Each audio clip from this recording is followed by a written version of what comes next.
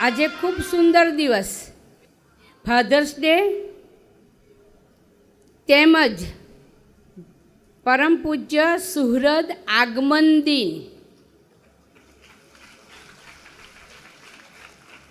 સ્વસ્તિક દીદીએ વાત કરી એ પ્રમાણે જો આ દિવસે માવતર સુહૃદ ભક્તિ આશ્રમમાં ના આવ્યા હોત તો મારું ને તમારું શું થાત? એ આવ્યા એટલે કલ્યાણનો માર્ગ આપણને વહેતો મૂક્યો. એ હતા તો અમે 25 બહેનો સાધુ થયા. 25 બહેનો સાધુ થયા પછી પાછળના 92માં આખો જેટલા પણ બહેનોના દર્શન થાય છે એ બધા બહેનો સાધુ થયા. એ બધો શ્રેય સુહૃદને જાય છે.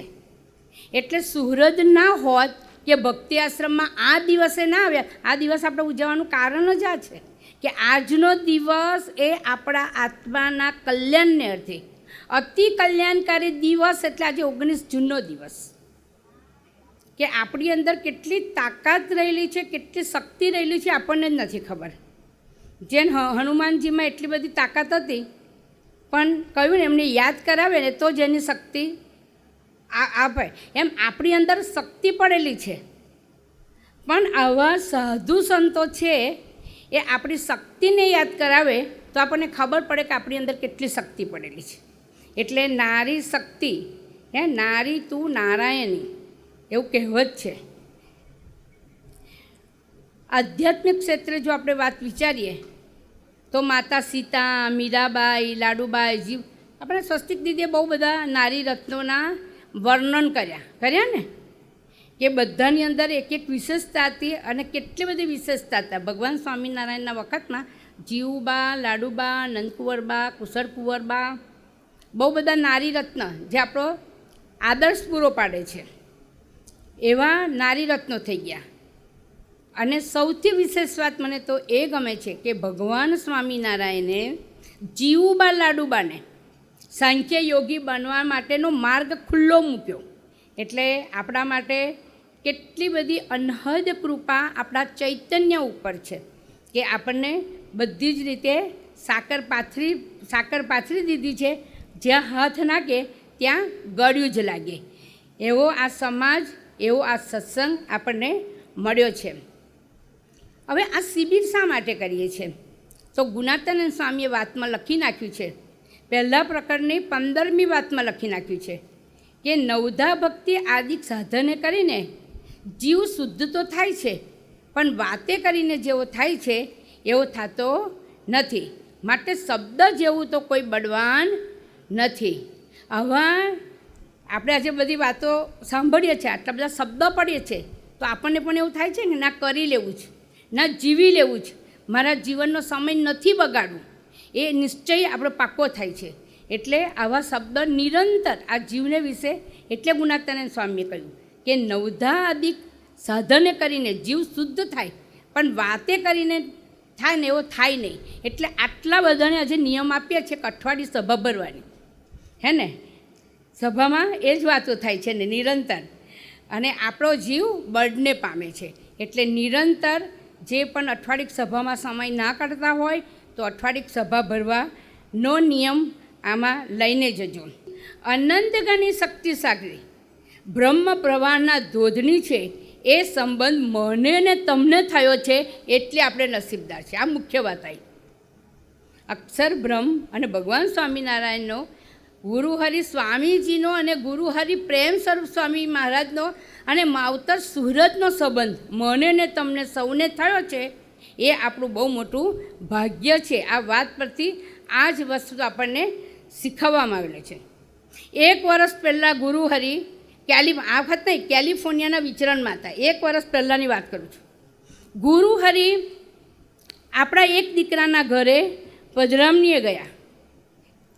કહેવાય ને કે ભગવાન ધારક સંત, એમને આરપાર બધું જ દેખાય છે. આપણા પ્રારબ્ધને એ જોનાર પુરુષ છે અને વિધિના લેખ પર મેખ મારનાર પુરુષ છે. એ સંત મને ને તમને મળ્યા છે. તો એ કેલિફોર્નિયામાં ગુરુહરિ સ્વામીજીએ પધરામણી કરી અને એ ઘર છોડીને જ્યારે બહાર નીકળે છે પ્રેમ સ્વામીજી, તો પેલા દીકરાને બોલાવીને કહે છે કે દીકરા આ તારું ઘર તું ખાલી કરી નાખ. ક્યારે કહે છે? 1 વર્ષ પહેલાં અમેરિકામાં કેલિફોર્નિયામાં જ્યારે ગયા ત્યારે. આ આજ્ઞા પાડવી તો બહુ કઠણ હોય, કારણ કે ઘર મોટું, વેલ સેટ, વર્ષોથી રહેતા હોય, એમનો ધંધો ત્યાં વિકસિત હોય, બધું જ એમને હતું.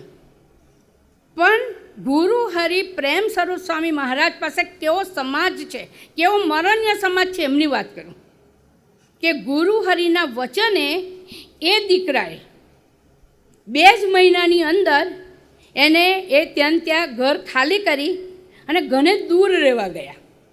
દીકરાને નથી ખબર કે ગુરુ હરિએ મને કેમ આજ્ઞા કરી, પણ બસ ગુરુએ આજ્ઞા કરી છે, પ્રેમ સ્વરૂપ સ્વામી મહારાજે આજ્ઞા કરી છે, એટલે મારે ઘર ખાલી કરવાનું, આટલી જે દીકરાને ખબર હતી. થોડા વખત પહેલાં તમે જોયું હશે કે કેલિફોર્નિયામાં બહુ જ આગ લાગી. કેટલા પ્રયત્ન, તમે બધા ટીવી જોવો છો એટલે બધાને ખબર છે, કેટલા બધા પ્રયત્નો કરવા છતાં પણ કેલિફોર્નિયાની એ આગ આમ ઓલવાઈ જ નથી.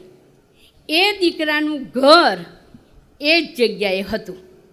જો ગુરુ હરિની આજ્ઞા ના પાડી હોત તો એ દીકરોય ના બચ્યો હોત, એનું ઘરે ના બચ્યું હોત, ફેમિલી ના બચ્યું હોત, તો બધું બળીને ખાક થઈ જાય. જો આ પુરુષ મને ને તમને મળ્યા છે, કહેવાય ને કે જેટલામાં ભગવાનની સત્તા કાર્ય કરે છે એટલામાં જ સંતની સત્તા પણ કામ કરે છે.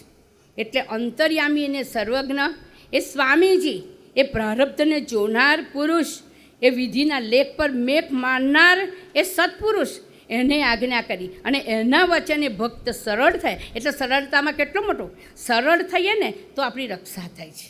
એટલે સરળતામાં કેટલો મોટો ગુણ છે. અને આ ગુરુ મને ને તમને મળ્યા છે ને એટલે નિશ્ચિંતા અને નિર્ભયતા ભર્યું જીવન મારું ને તમારું છે.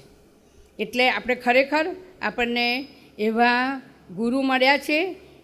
આ બહેનોએ બહુ બધાએ ખૂબ સુંદર વાત કરી. એમની સહજતા, એમની નિર્લેપતા, એમનું વ્યવહાર કુશળતા બધું અદ્ભુત હતું અને સ્પષ્ટ વક્તા પણ હતા. જેને જે કહેવાનું, જ્યારે જે કહેવાનું ઘટે એ સ્પષ્ટ કહી દેતા હતા. હું એની આગળ કેવી દેખાઈશ, હું સારી દેખાઈશ કે ખરાબ દેખાઈશ એ ક્યારેય વિચારતા નહોતા. પણ દરેકના આત્માનું કલ્યાણ થાય તો એનું સૂચન એ અવશ્ય કરતા. એવા એ આપણા માવતર પ્રેમબેન હતા. એટલે પ્રેમબેનના જીવનના તો એટલા બધા પ્રસંગ છે, પણ એક પ્રસંગની હું તમને વાત કરું.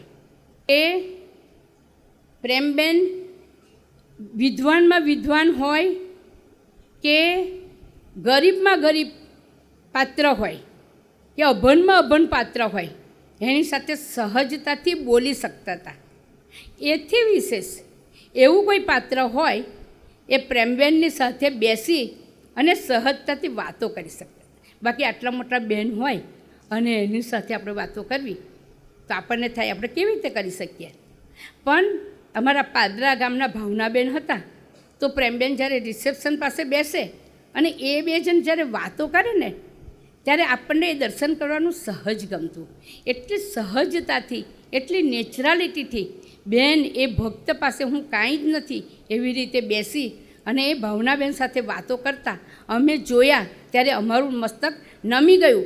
એનું જે જીવન હતું એ આજે અમને પ્રેરણા આપે છે કે અમારે પણ કોઈ નાના પાત્ર સાથે કેવી રીતે વર્તવું જોઈએ, એની ભૂલોને ના જોવી જોઈએ, એના દોષ હોવા પ્રકૃતિને ના જોવી જોઈએ. આ પ્રસંગ બહુ સામાન્ય છે, પણ એ બધી વાતો એના જીવન પરથી અમને આજે પ્રેરણા મળે છે, આજે અમને શીખવા મળે છે.